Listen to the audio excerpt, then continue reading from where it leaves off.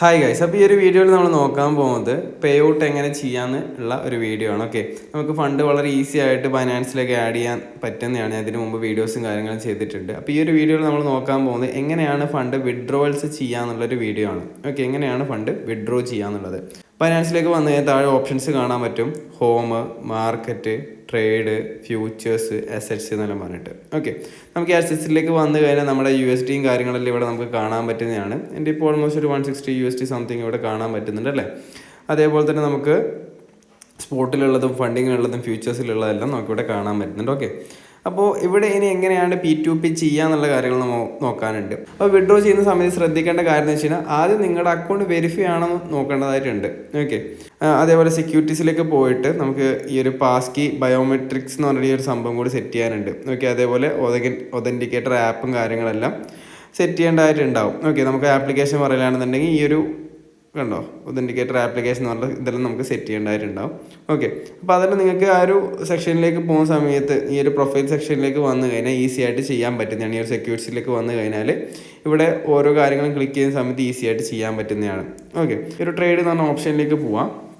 ഇവിടെ നമുക്ക് കാണാൻ പറ്റും ബൈ ആൻഡ് സെല്ല്, അതേപോലെ തന്നെ P2P ക്ലിക്ക് ചെയ്ത് കഴിഞ്ഞാൽ സെപ്പറേറ്റ് ആയിട്ടൊരു സംഭവത്തിലേക്ക് പോകുന്നത് കാണാൻ പറ്റും. ഇവിടെ എമൗണ്ടും കാര്യങ്ങളും കാണാൻ പറ്റുന്നുണ്ട്. ബൈ ഉണ്ട്, സെല്ലുണ്ട്.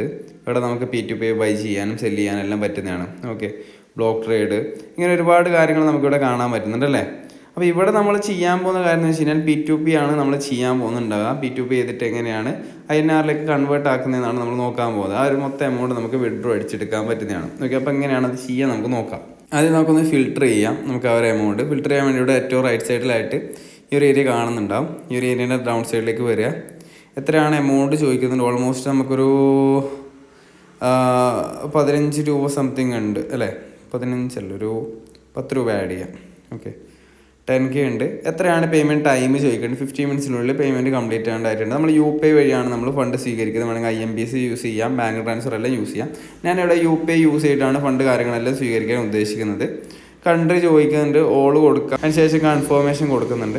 കൺഫർമേഷൻ കൊടുത്ത സമയത്ത് നമുക്കിവിടെ കറൻസി റേറ്റിംഗ് കാര്യങ്ങളെല്ലാം കാണാൻ പറ്റുന്നുണ്ട്. 92.74 എന്നെല്ലാം മറ്റ് കാണാൻ പറ്റുന്നുണ്ട്. അതിനിവിടെ ഏറ്റവും ബെസ്റ്റ് ഡീലായിട്ടുള്ള ഇത് നമുക്ക് നോക്കാൻ പറ്റും. അതേപോലെ വെരിഫിക്കേഷനും കാര്യങ്ങളെല്ലാം ഇവിടെ നമുക്ക് കാണാൻ പറ്റുന്നതാണ്. ഓക്കെ, ഇവിടെ സെല്ല് കൊടുക്കാം.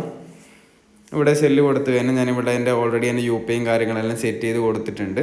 നിങ്ങൾ ഫസ്റ്റ് സമയത്ത് ചെയ്യുന്ന സമയത്ത് ആ ഒരു ഓപ്ഷനും കാര്യങ്ങളെല്ലാം ചോദിക്കുന്നതാണ്. അപ്പോൾ നിങ്ങൾ സെറ്റ് ചെയ്ത് കൊടുക്കേണ്ടതാണ്. ഓക്കെ, ഞാനിവിടെ എൻ്റെ ഒരു എമൗണ്ടായിട്ട് ഫുള്ളായിട്ട് ഞാൻ സെല്ല് ചെയ്യാൻ പ്ലാൻ ചെയ്യുന്നുണ്ട്. ഓക്കെ, ഒരു 14,800 ഞാൻ കൊടുക്കുന്നുണ്ട്. അതിന് ശേഷം പ്ലേസ് ഓർഡർ കൊടുക്കാം. പ്ലേസ് ഓർഡർ കൊടുത്തതിന് ശേഷം നമുക്കൊന്ന് വെയിറ്റ് ചെയ്യാം. എമൗണ്ടും കാര്യങ്ങളും ടൈപ്പ് ചെയ്തിട്ട് നമുക്കിവിടെ ചാറ്റിലേക്ക് പോവാം. ചാറ്റിലേക്ക് പുള്ളി മെസ്സേജ് അയച്ചിട്ടുണ്ടാവും ഓൺലൈൻ. ഇവിടെ പെൻഡിങ്ങിലാണുള്ളത്. ലാസ്റ്റ് സീന് 4 മിനിറ്റ്സ് ആകുമോ. ബാക്കിയുള്ള ഡീറ്റെയിൽസും കാര്യങ്ങളും നമുക്കിവിടെ കാണാൻ പറ്റുന്നുണ്ട്.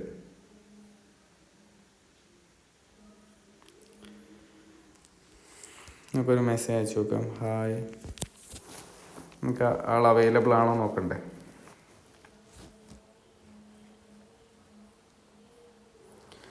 എന്തായാലും നമുക്കൊന്ന് വെയിറ്റ് ചെയ്ത് നോക്കാം. പുള്ളി മെസ്സേജും കാര്യങ്ങളും അയക്കും നമുക്ക് സെല് ചെയ്യുന്ന സമയത്ത്. ഓക്കെ, 14,800 ഇതാണ് എൻ്റെ ID-യിലേക്ക് സെൻഡ് ചെയ്യുന്നതിന് കാണിക്കുന്നുണ്ട്. പേയ്മെൻറ്റ് കംപ്ലീറ്റ് ആയിട്ട് പറഞ്ഞിട്ട് കാണിക്കുന്നുണ്ട്. നമുക്ക് എമൗണ്ട് വന്ന് നോക്കാം. ജസ്റ്റ് ബാങ്കിൻ്റെ ആ ഒരു ഏരിയയിലേക്ക് പോയിട്ട് ചെക്ക് ചെയ്തിട്ട് നോക്കട്ടെ. ഓക്കെ, നമ്മുടെ ഒരു പേയ്മെൻറ്റ് കംപ്ലീറ്റ് ആയിട്ടുണ്ട്. പേയ്മെൻറ്റ് റിസീവ്ഡ് എന്ന് പറഞ്ഞിട്ട് നമുക്ക് കൊടുക്കാം. അതിന് ശേഷം ഏറ്റവും മുകളിലായിട്ട് I have verified payment 14,800 has been received from ആ ഒരു സംഭവം ക്ലിക്ക് ചെയ്യുക. എൻ്റെ കൺഫേം പ്ലീസ് എന്ന് കൊടുക്കുക. ഓക്കെ, ഇപ്പോൾ നമ്മുടെ ആ ഒരു വെരിഫിക്കേഷൻസ് എല്ലാം ചോദിക്കും. നമ്മൾ നേരത്തെ കണ്ടില്ല ആ ഒരു ആപ്ലിക്കേഷൻ്റെ ആ ഒരു ഒതൻറ്റിക്കേഷനും ചോദിക്കും. ഓക്കെ, നമ്മുടെ ആ ഒരു എമൗണ്ട് ട്രാൻസ്ഫർ ആയിട്ടുണ്ട്. ഓക്കെ, അവർക്ക് ആ ഒരു USDT ചേഞ്ച് ആയിട്ടുണ്ട്, ക്ലിയർ ആയിട്ടുണ്ട്. ചാറ്റിലേക്ക് നോക്കാം. ഓക്കെ, ഇപ്പോൾ നമ്മുടെ ആ ഒരു ട്രാൻസാക്ഷൻസും കാര്യങ്ങളെല്ലാം കംപ്ലീറ്റ് ആയിട്ടുണ്ട്. നമുക്കിനി ജസ്റ്റ് ഒന്ന് അസറ്റ്സിലേക്ക് പോയാൽ കാണാൻ പറ്റും നമ്മുടെ ആ ഒരു USDT പെൻഡിങ് ആയിട്ടുള്ളത്.